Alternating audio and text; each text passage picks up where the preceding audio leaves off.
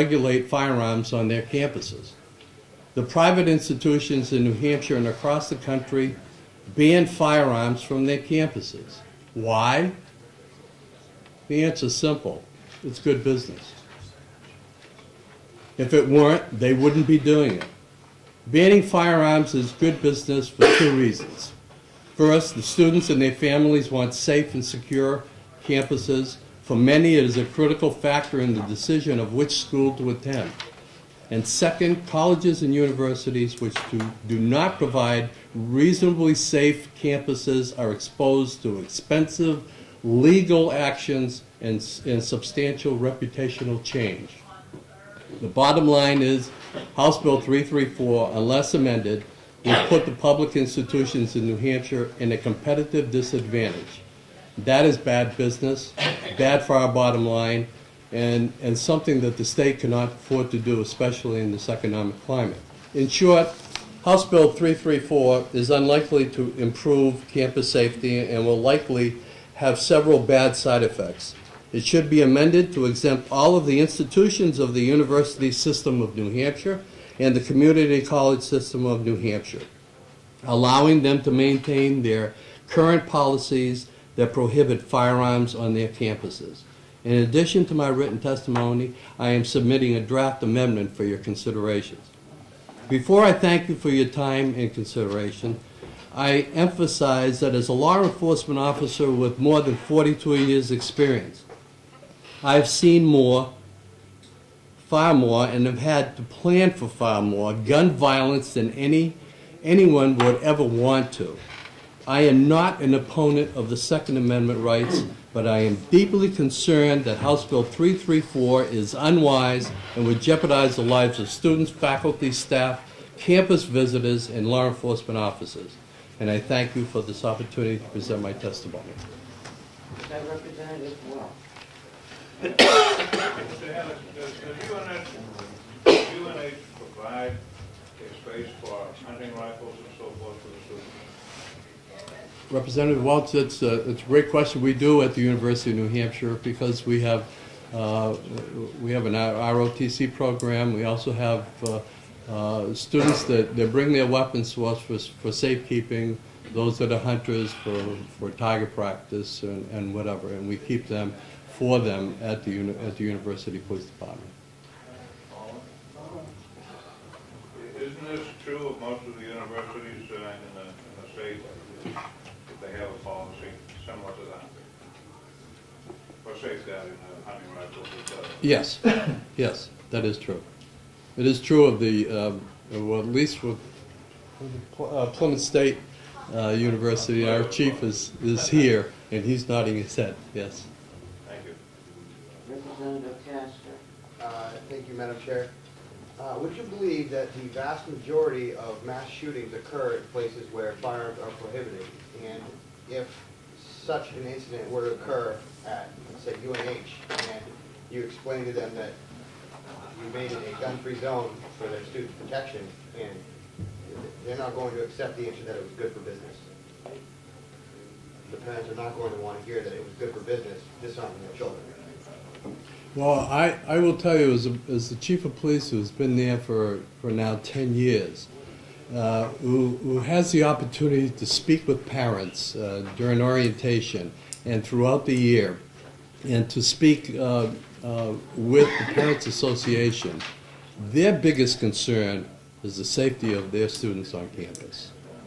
And I personally do not believe that providing them with weapons so that they can have on campus untrained, just come on campus and have them, having also the understanding of different levels of maturity in that age range from 18 to 24 is really a recipe for disaster when you add alcohol, abuse of drugs, and abuse of prescription drugs or whatever that's occurring on all of our campuses throughout the country.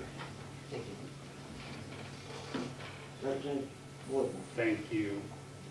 Please correct me if I'm wrong, but I believe your testimony said that you said campuses, including UNH, are safe because of the policies that prohibit and prevent firearms on campus. Is that correct? That's correct. Follow? So, do you believe that it's your policies that prohibit firearms? Is it the policies that keep firearms from actually ending up with students? Is it the reason, let me restate that. Is the reason that students aren't armed because of the policies? Well, that is in fact the case. They know that there is a policy within the university system of New Hampshire that prohibits having weapons on campus. Thank you. One more follow-up. Does the campus have a policy that prohibits marijuana and alcohol on campus? Yes. Follow-up. Are those not found on campus at all? Of course they're found on campus. Thank you. Representative Piazza? Thank you, Madam Chair. The question that I have for you, sir, is are your campus police armed? Yes, they are. What's the response time in any, let's say there's a fight on campus, how long does it take the campus police to arrive? It has typically been 2 minutes Thank you. or less. And Representative Kresh? Thank you. Going along for Representative Warden's, what is the #1 problem on the campuses of the university system? As it pertains to laws being broken, I would say underage drinking and possession of certain drugs. And there are prohibitions to that. That's correct. Representative Warden? Thank you, Madam Chairman. Thanks again. Speaking to this bill only, which I think puts it back in the hands of the legislature, is there a reason that you think the legislature would not be competent to determine whether or not firearms should be allowed in certain parts of the state, including campuses?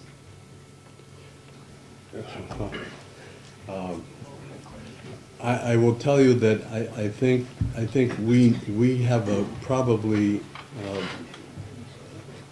a better understanding of our culture than most outsiders. Not to say that the legislature would not be privy to that understanding that we have as well. It's just that we feel in academia, particularly in this state, that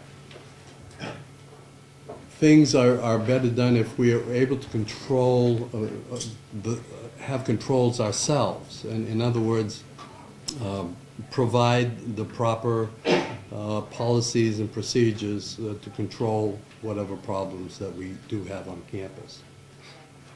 Yeah, you're welcome.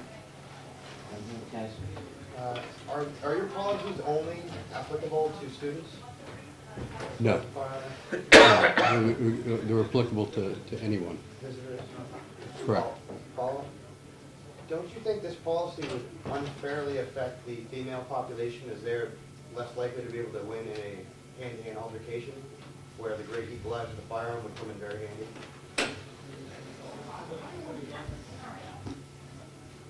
Well, would you ask that question again? Does this policy not unfairly target the female population, because you're taking away their ability to defend themselves? Obviously, the average female is not going to win in an altercation against an average male unless some other factor comes into play. So you're taking what is their right to defend themselves, you're taking away their means, so they can no longer defend themselves. Well, what we do provide on campuses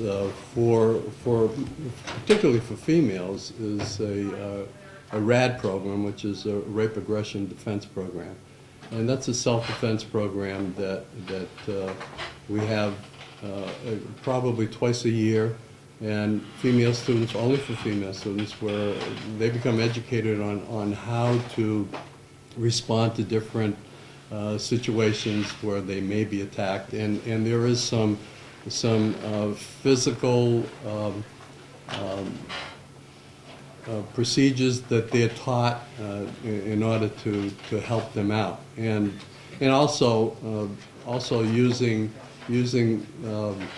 common sense more than anything else. And as far as anybody, it doesn't necessarily mean a female. I mean, a male would be probably not in that great a situation if they were attacked by a weapon and didn't have anything to protect themselves with. It's not necessarily that just of a female. Are there prohibitions on the campuses for other types of weapons, such as a machete? Yes. Yes, all weapons that may cause harm. There's an entire list? Yes.